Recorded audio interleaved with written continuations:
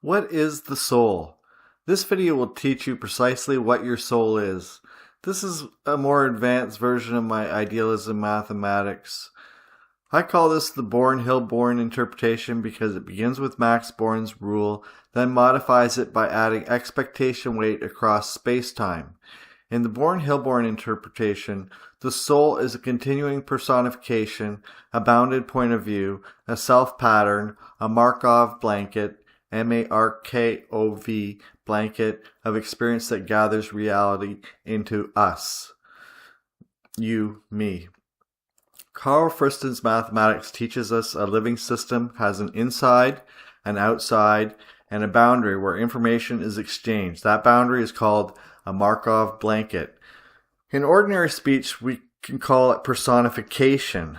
A soul is not the body itself. A soul is the continuing pattern of insideness, the way reality says, I am this.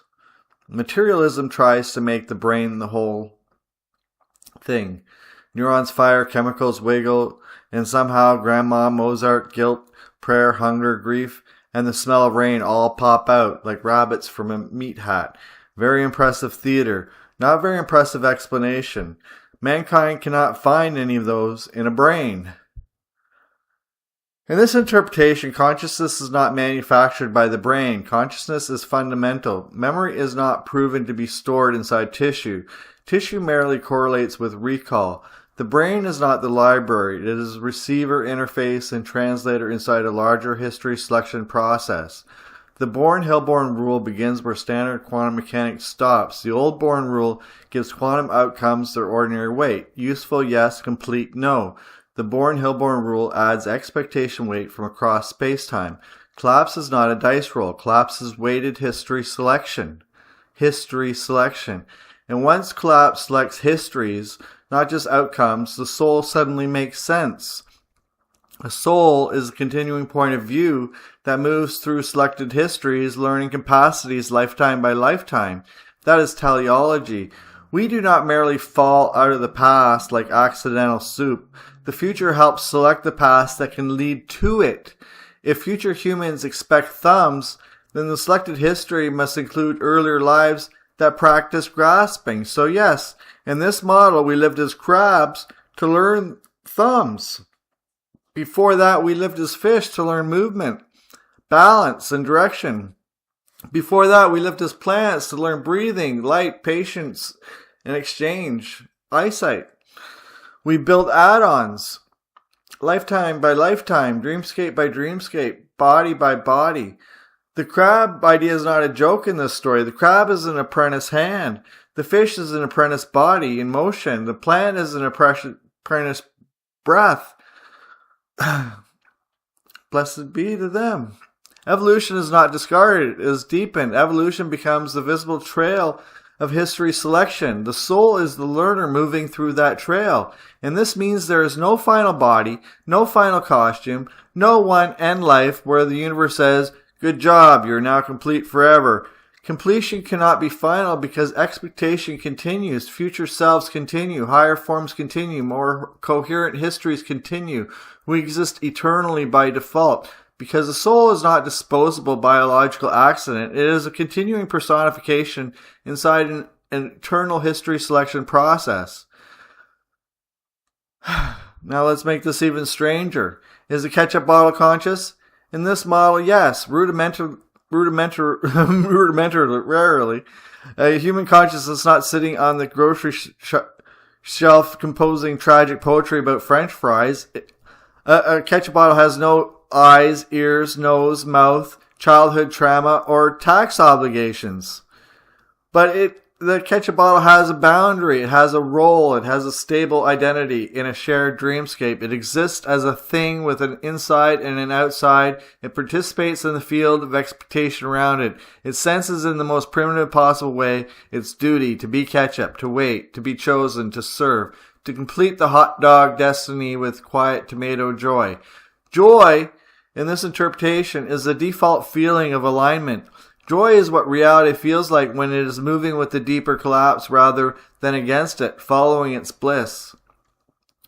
Now draw a mustache on the ketchup bottle and call it Fred.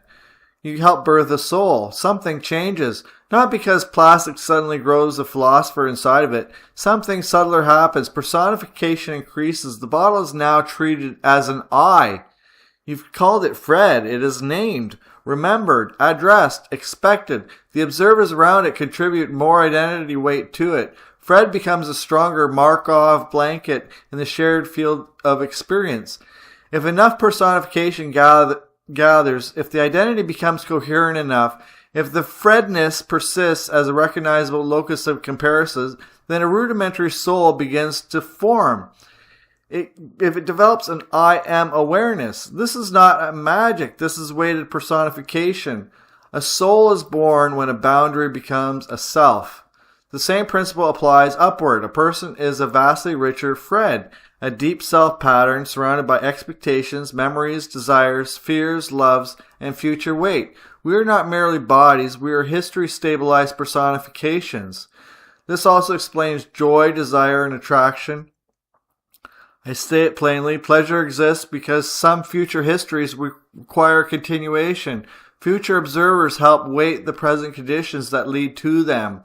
Reproduction is not merely biology, it is the future coherence entering the body as attraction, tenderness, longing, and joy. That is why worry is so dangerous. Worry is expectation aimed at the fear branch. It feeds the wrong history. Faith is not pretending. Faith is disciplined expectation.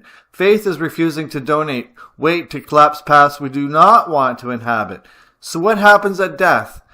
The local body ends, the little costume fails, but the Markov blanket, the soul pattern, the personification, the continuing I amness, is not erased if memory and mind belong to selected history rather than tissue. Death is not deletion, death is transition.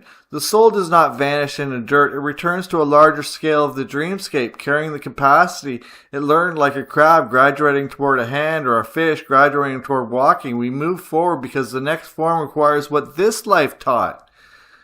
We have to carry it forward. That is the mathematics of soul. We are Wigner's friend within Wigner's friend, collapse within collapse within collapse within collapse. But we're way down the line and we're being collapsed from the future. That is the mathematics of soul. In the Born-Hilborn interpretation, the soul is a self-maintaining boundary condition, a personification that separates inside from outside while constantly negotiating both.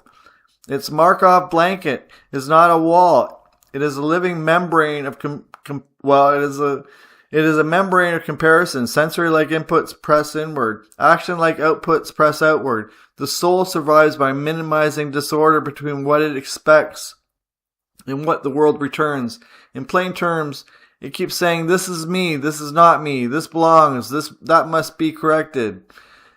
It's what we expect. Mathematically, the soul is a stable pattern of expectation that reduces free energy by keeping its inner model coherent with selected history.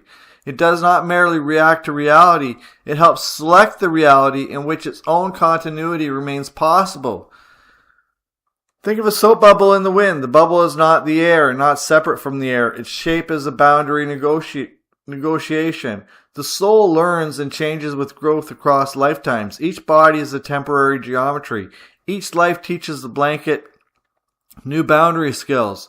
Plant breath, fish motion, crab grasping, human reflection. The soul is continuity of learned expectation moved through selected histories. Now you drive a bipedal human avatar, all shiny.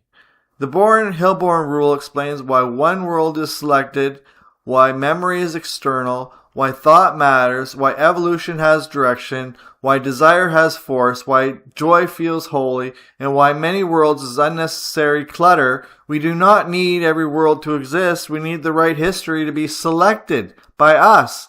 The soul is the traveler through selected histories. The body is the classroom. Expectation is the weight of thought. Expectation is the doorway. And God is the highest future personification toward which all smaller souls are learning to become.